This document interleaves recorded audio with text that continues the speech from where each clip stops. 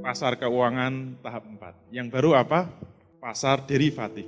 Ini lebih menarik lagi daripada pasar sekunder. Contoh transaksi derivatif yang paling sederhana itu apa? Saya beli saham. Harganya berapa? 10.000. Beli berapa? 1 juta. Apa bedanya dengan pasar sekunder? Saya beli 1 juta lembar saham, per lembar harganya 10.000. Setuju? Setuju. Tapi penyerahannya jangan sekarang. Penyerahannya nanti 1 minggu lagi. Kok nunggu 1 minggu lagi? Yang menarik itu ketegangannya ini.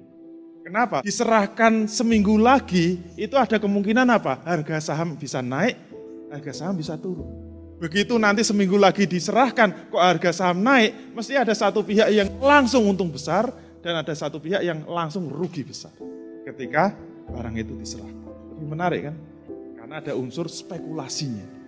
Sebenarnya pasar derivatif itu dulu-dulunya dimunculkan karena bisnis itu menghadapi situasi yang tidak pasti. Misalnya saja kita mau ekspor impor. Yang tidak pasti dari ekspor impor itu apa? Harga dolar kadang-kadang naik, harga dolar kadang-kadang turun. Saya kalau tidak pasti ini bisa bangkrut itu. Maka bagaimana agar pasti? Maka kita bisa membeli dolar untuk kepentingan ekspor bulan depan misalnya, atau untuk kepentingan impor bulan depan, tapi sudah kita transaksikan hari ini, tapi penyerahannya 1 bulan lagi. Dengan harga hari ini. Itu namanya lindung nilai. Supaya apa? Supaya aman.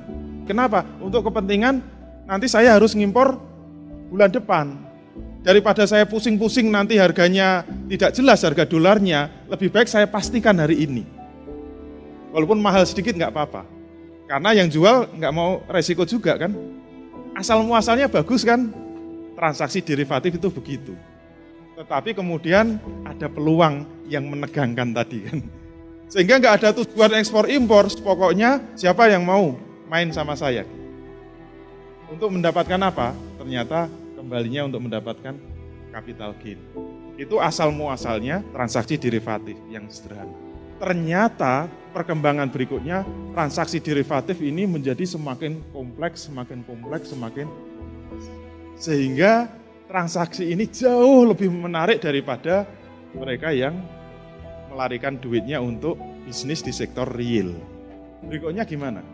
Kita bisa melihat lama-lama kakinya membengkak, nanti mesti ada satu titik di mana kaki ini akan meledak. Ledakan itulah yang disebut krisis ekonomi. Contoh yang paling dekat 2008 kemarin kan. Kenapa terjadi ledakan? Karena ini semua pasar keuangan, kalau yang sempat mencermati perjalanan krisis 2008, itu puncaknya kan di Amerika.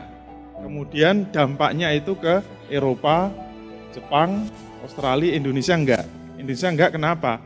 Karena pengamat ekonomi mengatakan, rakyat Indonesia tidak terkena dampak krisis 2008 karena rakyat Indonesia tidak banyak yang main saham.